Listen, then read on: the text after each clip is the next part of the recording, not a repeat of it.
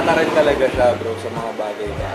Kasi may nagme-meeting kami pag may ganong opportunity kung kakagatin ba namin. Tsaka ano rin, feeling ko sobrang nakatulong talaga nung parang galing din kami sa wala. Kasi utang kasi ng taong environment ng mga taong ayaw natin magiging.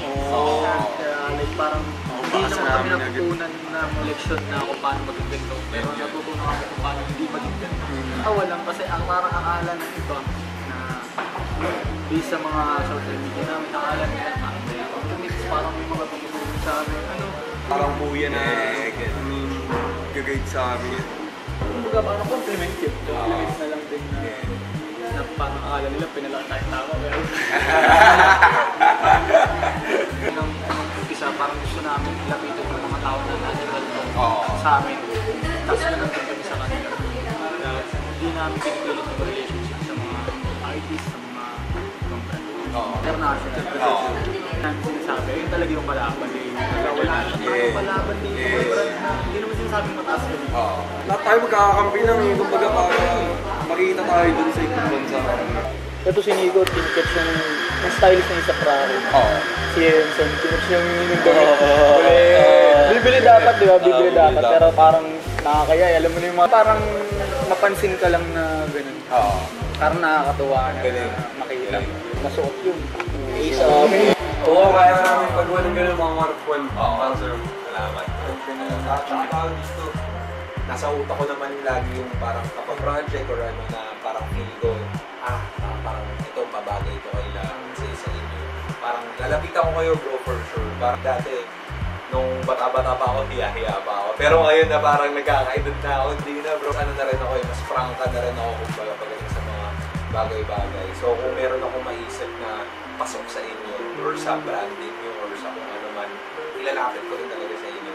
And ang akin, hindi kayo, kapag may nilapit ako sa inyo, more of hindi nyo rin kailangan mahiya, tumanggi, pag tamang panahon, do it, or pero sa amin ko lang complete ang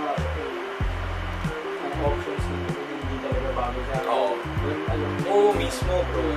Tsaka parang yung akin, yun nga, parang open to conversation. Tao lang din talaga. Parang hindi naman like pasok ba? Sabi mo naman nidipilit. Kusa yun eh. Ang akin lang rin, porkit nilapit ko sa inyo, parang ma-pressure ko yun na parang hindi nilapit sa atin yung RJ, kailangan mo dahil din. Parang walang hard feeling sa akin kung hindi pasok yun sa galaw nyo or ano. Walang problema yun. Pero yung mga ganitong bagay, malaking appreciate natin doon. Kasi yan eh, kapag natutuwa kami, pag binibigyan ka namin, sinusuot mo talaga eh. Oo, ayun dala niya. Sinasama niyo pa nga sa vlog niyo. Pagtuwa kami na wala na. Tampak rin kami, pero sabi ko, fuck, nakakahiya. Ang tagal na namin, hindi pa namin napupost. Parang mostly, parang yun yung problema namin. Hindi mo problema. Parang, kuwari pag may nag-aabot sa amin, or like mapabrand or mapatao, parang, hindi lang namin ma-post kaagad, pero parang nasa utak naman natin, gagawin natin ito pag yung parang sa amin naman. Hindi naman namin parang gusto matalik. Hindi naman siyempre gusto namin masot or something. Pero hindi parang nakakatawa pero pusa kasi. Ma-flex nyo ba? Diba? Pusa. Kasi kumbaga sa amin, yung makilala nyo kami, okay. Parang yun naman hinahabol talaga yung relationship. Yung relationship na mabuild ko. Pero yung like parang masot yung bonus na lang. Nagugulat nga kami kasi parang kanyari nasuot mo, tapos ini-screenshot nila, tapos sinesend sa amin. Yung sa sa may hype nun. Sa Pampanga tayo naka nun. Basta nasa bahay ata kayo nun. Yung jersey nasa bahay kayo. Parang si Klaus nag-screenshot nun. Tapos niya nakikita na niya. Tsaka sa mga big event pa, di ba? Hindi ko parang mga nakapalibot sa'yo. Mga big people, tapos social groups mo parang yun, mga paklamo, kasi mga respected yung mga tao kasama. Hindi, pero ang akin bro, sa totoo lang, parang kung hindi maganda yung gawain, hindi ko rin susuotin yun bro. So, parang mapili ako picky, sobrang picky ko. Konti lang yung workshop, gusto mo mga namin. Pero yun, parang nakakatuwa kahit pa paano na-appreciate. Kasi mga dati. Oo, parang No, hindi nila story yun. Kumbaga, hindi na pa rin nila maka-research. Ito kasi gusto iparating sa amin sila. Astig. Yung ganong feeling. Ang mga times na yun, parang gusto ko talaga namin pati. Kung takot na talaga kami sa mga event. Hindi makapag-usap sa event eh. Yun nga eh, parang pag-event rin kasi, syempre merong parang madalas kong program or oras. Tapos preoccupied rin. Tapos, tapos kadalasan pag loob pa ng venue, maingay. So, ang hirap makipag-usap talaga. So, mas gusto namin yung ganito na parang, hindi, oo, makakapag... Kumbaga, ayaw kalat na yun eh. Hindi, sige. Kalbo pa yung... Kalbo pa yung... Stocks na rin. Kabite. Tsaka parang opinion lang rin namin, parang tingin namin, marami rin gustong mag-attend ng mga parang pop-up nyo or ano, lalo na yung sa area ng let's say Ortigas, Makati, or South in like mga Parañaque, or Pasay, mga ganun. Meron yun for sure nasasagap nila yun. Parang dumayo sila ng Caloocan, parang hindi rin kasi biro eh. Diba? So parang para makapag-interact kayo with yung audience nyo. Maganda na meron sila. Nirespeto niya kasi yung sistema na Hindi na kami chinichot. Pero may kumakatok yan, pabili. Oo, hindi kumakatok. Una na ako. Magpo-post pa siya. Magpo-post pa ako. Naman siya magpo-post. Bro, sorry. Hindi, okay lang. Madam, thank you. Maraming salamat. Maraming salamat. Thank you. Susunod ulit. Thank you.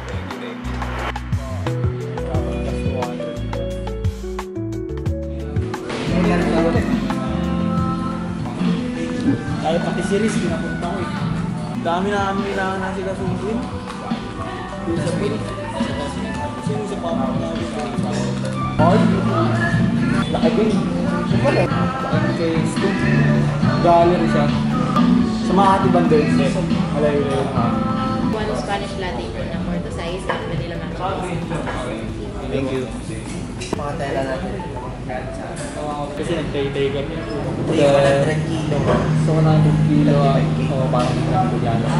30. Ano yung mga counting. Pero pag ganun.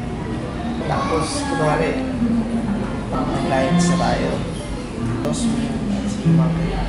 pag wala masyadong gawa, yung atin, pwede tayong tayo dun sa sarili natin pabrika. Ganun na muna. For sure, pag tumating naman yung panahon na mas malaki na yung space natin, marami na tayong tao. Mas marami na pwede gumawa.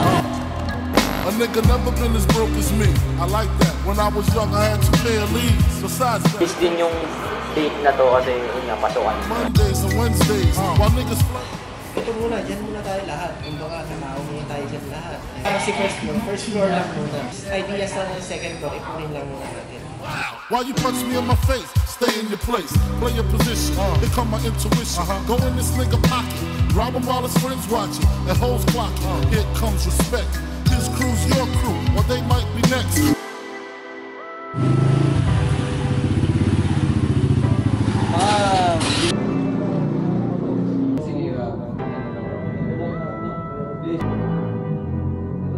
Lagyan namin ng gano'n. Project Bank lang ngayon naging kumpanya. Ang nagsisimula namin patay yan. Nagagawa ng mga abangan nyo na yun.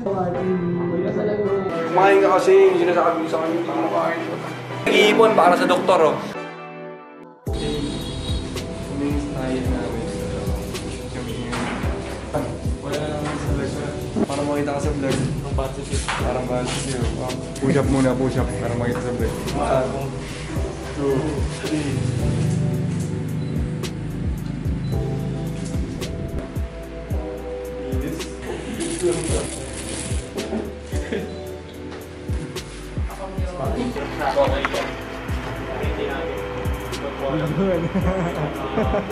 Kukunin mo yung MOT nila times 100. Oo, ito 100% todo.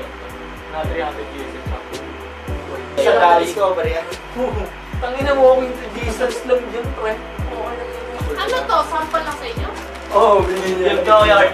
Binibigay tayo, binigay. Pwede nga magawa ng damit yan eh. Pwede na bubuhay namin ito ng damit para mapagkumpara-kumpara na. Hindi yun na yung sample. Yung dumating pag sinabi nila yung kulot. Si Kulot? Ikaw daw, sa'yo. Ano doon? Ah, yan. Di magnet yan. Pakita ko dito.